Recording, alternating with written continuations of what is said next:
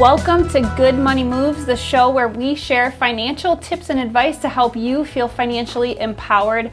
I'm Jenna Tauble, and with me today is Leanne Traum, our loan administration manager here at First Alliance Credit Union, and she is joining me today to talk all about budgeting basics.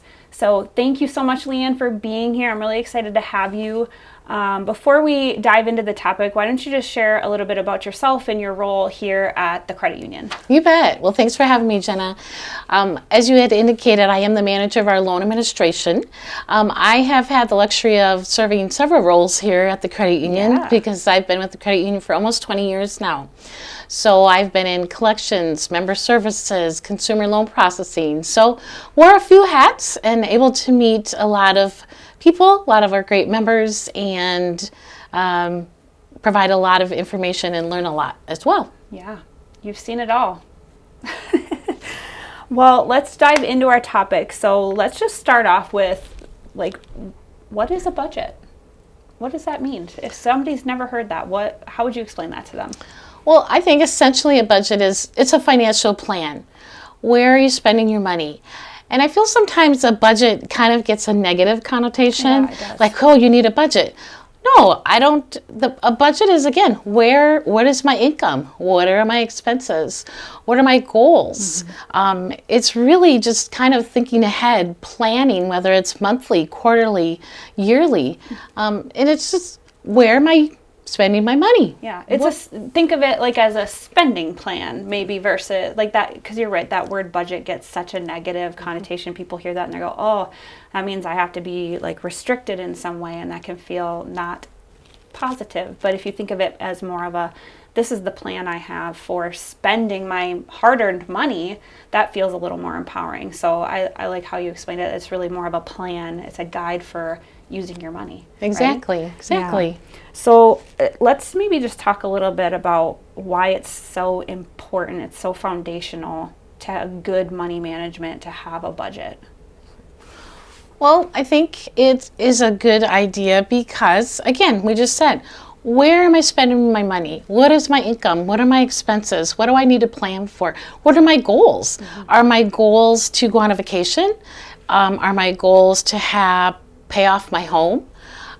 Is my goal retirement? I mean, there's going to be different goals at various life stages and at times in your life. And I just really think by looking at it, tracking it, it just makes you so much more aware of what you're spending funds on or what the goals are. You could, if you have a partner or a family, I think you should involve them as well, because you may have a short-term goal, you might have a long-term goal. Yeah. So again, tracking that, being aware. Yeah, being just more transparent with yourself about where you're spending money, and is it in the ways to help you reach the goals, or is it being spent on frivolous things that you didn't realize you were maybe spending that much on? And how do you then maybe redistribute the expenses that you have to better meet the goals and spend it in the way that you want? But you would never know that if you didn't take the time to put together that budget, essentially. Right. I think it can almost give you a financial freedom. You're like, oh my gosh, I paid everything. I saved for this, I put this aside, and now there's something I kind of want. So I can reward myself, or I can reward a family member, or I can spend a little bit more money on a birthday present or something. Mm-hmm. So I just think it also, again, it's rewarding. Yeah. It's controlling. There's a freedom as well. Yeah. I like that you use that word control, because I think taking the time to put together a budget really does put you in control of your money, instead of your spending being in control of your money, and you're not really thinking about it or being intentional with how you want to spend your hard-earned money. How does somebody get started with a budget if they've never budgeted before? What are the steps? Okay. Well, I think you really look at what is your income, or what's the household income, and what is that net income? So after taxes, after certain state taxes, federal taxes, benefits, whatever those things are coming out. Mm-hmm. I really think it's important to look at your net income Now, it could change depending upon your job or your household income. Yeah. However, if you have a fixed income and it's pretty constant, let's take that net income and say, yep, here's my income, here's my bills. This is what I have to pay. This is what I'm already required to pay, whether it be rent or a mortgage or a car payment or a credit card payment or insurance, my cell phone, all those kinds of living expenses. Yeah. Figure out what those are. Write it down. I really think it's important writing it down. Yes. People have different methods or different ways it works for them. Sometimes just, again, it doesn't have to be a fancy Excel sheet. You can just start by simply writing it down and having that visual. Yeah. Yeah, I like that you talk about writing it down and just really solidifying what those numbers actually are. And I like that you say it doesn't have to be overly sophisticated. And, on our website, firstalliancecreditunion.com, we actually have several different worksheets that you can download from a sophisticated Excel spreadsheet, like you mentioned, but also just a one-pager that really just kind of breaks down what is my cash flow in a month? What does that look like for me? And to really kind of paint that picture, because if you're just trying to do it mentally in your head all the time, you're going to miss things, you're going to overlook things, you're going to estimate things that either over or under what they actually are, and you're not going to get that clear picture. So I think you're right, writing it down is the first step, even if it's super simple on just the back of a piece of paper or a note card or something. Yeah. I think that's great advice. Just things that brings it to reality. And, even just combing through your financial statements, or just looking, if you're using your online banking, oh my gosh, here's my debits, here's my credits. Where did this go? Yeah, I think that's a great point. Use those statements that you get every month as a starting point to kind of go back a month, 2 months, 3 months, just to kind of get a feel for what that regular spending looks like, because you're not going to spend the same amount on groceries every month. You're not going to spend the same on utilities every month. It's going to fluctuate. So going back and looking at that stuff can be really helpful to kind of give you an average of what you're spending to help you plan a little better. I think that's a great point. Exactly. What about for someone who maybe has more of an irregular income? Maybe they wait tables and they rely heavily on tips. That's not always consistent, or they are freelancing, so they don't always have the same kind of work. How can somebody in that position still budget? Okay. I think it's the same thing. What is your average? Is there an average income? Is there an average tips? Is there an average commission? And looking at that and saying, okay, these are my bills. These are my expenses. I have to pay every month. So if you kind of maybe take that average, and then that's where it goes into maybe your cushion or your rainy day fund, or maybe even an emergency fund. So you really have to look and dedicate that line item, that budget, that miscellaneous, and say, you know what, next month I might be a little short. I don't want to be short in making my payment because I really need to do that. Set that aside. Have a miscellaneous expense or a miscellaneous emergency fund, whatever you want to call it.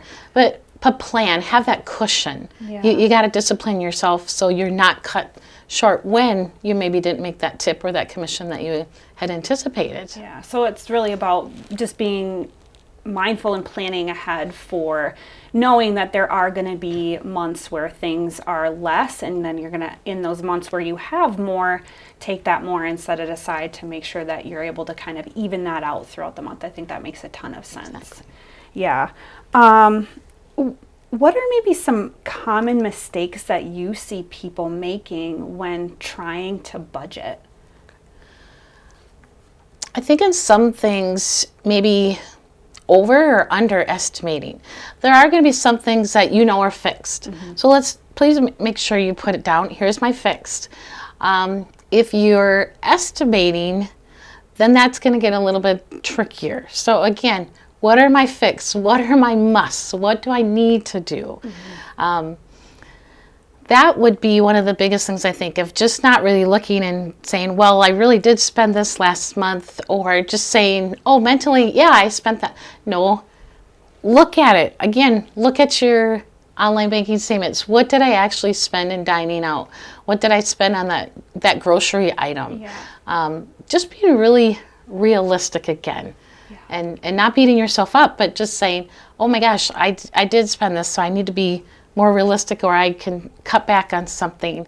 So just don't overestimate or underestimate, really. Yeah, set realistic goals is kind of what I'm hearing you say when it comes to budgeting. Because, I think you're right. It can be really almost demotivating if you're just starting out trying to figure out your budget and get in the habit of doing that on a regular basis. And then you maybe make a couple mistakes along the way and you're like, oh, well, what's the point of this? I can't even do it right. But to your point, like, you might start there, but the more you do it month over month, eventually you're going to get it figured out and you're going to get into a rhythm and you're going to have a better sense of what you're really spending and what's coming in. What are there any other mistakes or like setbacks that you see people having when it comes to budgeting? Well, actually, again, I kind of referred to earlier was, do you have a partner? Do you have a spouse? Do you have a family? And I think having that discussion together and having those common goals, I know a person I used to work with, I would say, well, have some financial intimacy with your partner. Let's talk about it. What are the goals together? Even if maybe you have different accounts, maybe you don't blend all your funds together. Sure. But if you have a common goal as a partner or couple, talk about it, reevaluate it, and do it every month, every 2 months.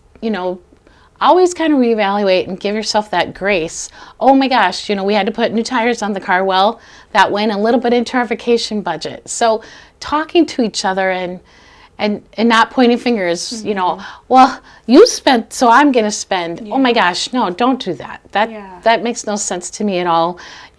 Have that honest conversation and that goal so you can reward each other and be happy about your decisions and not have any type of tension, and just be honest and clear with each other. Yeah, no, I think that's a great point. You can't, if you live in a household with other people, you can't budget by yourself. Like, you have to include others, you have to have those conversations. And to your point, sometimes that can be really hard and it can feel very intimate to have to talk about that stuff, but you're never going to be successful with budgeting if you're not including all of the people that are affected by the money coming in and the money going out in your household. I think that's great advice. Yeah, I think you're training your children as well. Yeah. I think you should talk about it at a young age and say, well, this is what I've allowed, or this is what our budget for this, or this is what we want you to put in your piggy bank.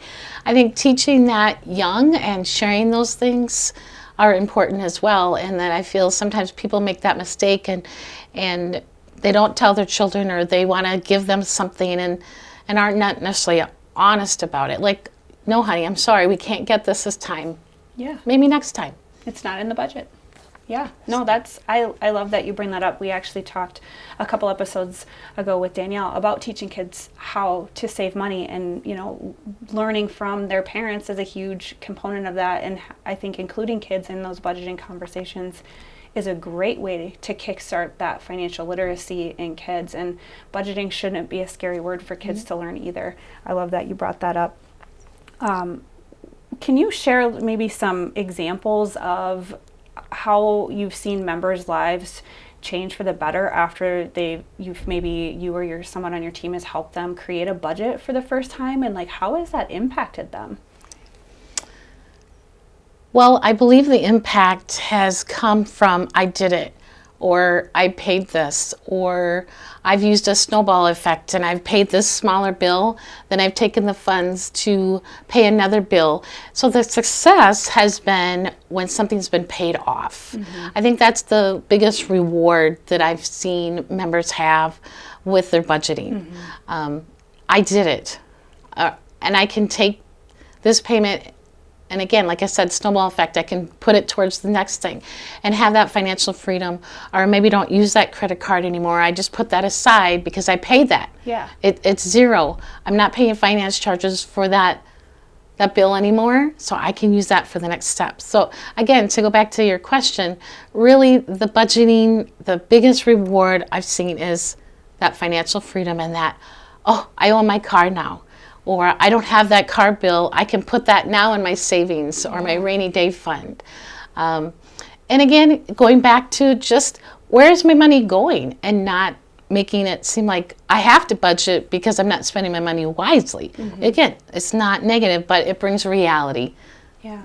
Yeah, well, so it sounds like going through that budgeting process just has really helped our members reprioritize where they want their money to go, right? If they really want to have their debt paid down quickly, the only way that you can do that is to understand how much you have coming in, what you have going out, as far as, those fixed things that you talked about or those variable things, and just looking at that holistically and going, is this really helping me achieve the goals, my financial goals that I want? So I'm glad that you kind of pointed out it's really that foundation to doing any of those things and reaching any of those goals is having that budget. What other budgeting tips do you think our listeners should know? Well, I think I mentioned it earlier, Jenna, that really just reviewing it. Don't beat yourself up. Again, what are your realistic goals? What kind of method are you going to use? I mean, there's different methods. Some people will say, I only use cash. I won't write a check. Yeah. I'm going to put this cash in an envelope, and this is for this. This is for this. And it seems maybe archaic, but it works for some people. Mm-hmm. So what works for one person might not work for the next. We all have our own ways of succeeding, mm-hmm. and what works for us. So, there's a 50-30-20 rule. Mm-hmm. Here's 50% of my net income goes towards my needs. Here's 30% maybe my wants, and here's 20% maybe towards my savings. Yeah. So some people look at their budget every month and they earmark everything, expenses, groceries, birthday, property taxes, gas, and they bring everything down to zero because they name everything. Yeah. I'm not saying you need to do that, but that is a method that works for some people as well. So again, really being honest with yourself, being honest with your family, talking about it, readjusting, and rewarding yourself and celebrating. Yeah. I love that you mentioned that there's different ways to go about budgeting, that envelope method. I know you said it sounds archaic, and it kind of does, but if you're struggling with overspending, I always think that envelope method is a really great way to live within your means if that's something that you're trying to learn to do. And in this day and age, I feel like you could almost do it digitally by just setting up different accounts in your online banking and figure out, this one's for my groceries only, this one's for my utilities and my rent and all that stuff. There's ways to still go about doing that. And then I think the zero-based budgeting is the one that you mentioned last, where you give every single dollar of your income a job down to the penny. And that's how I started budgeting, because I was like, I just need to understand where my money's going. Why am I always out of money before the month is done, right? When I was younger, so that method really helped me just understand my expenses really, really well. So it's great that you brought up that there's truly is different ways to get to the same results, and Exactly. It's different for everybody. Yep. Well, thank you so much, Leanne, for being here today. This was a great conversation. Thank you for tuning in. This has been Good Money Moves. Please make sure to subscribe so you never miss an episode. And if you want to learn more about budgeting basics, visit our website at firstalliancecu.com. We'll see you next time.